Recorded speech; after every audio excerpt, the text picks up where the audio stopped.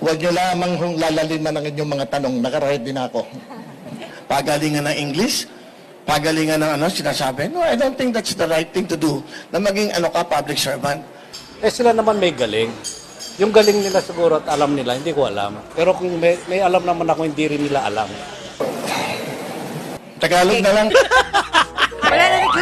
It's rewind time. Mr. President, I move that we recognize the sponsor of the measure, Senator Robin Hood Padilla. So move, Mr. President.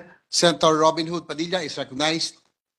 Maraming salamat po, Ginoong Pangulo. Your Honor, you have to move first that the body accepts the substitute bill. I-move nyo lang po. Opo. I move. Englishin ko na to. I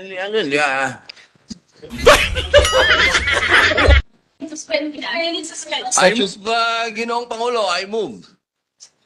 Session suspended. More of clarifications and make a few statements with the permission of the sponsor. Isa pong karangalan, mahal na Ginoong Pangulo, ang marinig po ang ating pong kagalang-galang na magaling, maganda at matapang na senadora mula po sa Taguig Pateros. Salamat po sa mga papuri nyo. Lahat naman kami maganda dito. Hindi na ho kailangan sabihin yun dahil hindi na ho relevant yun sa ating interpellation.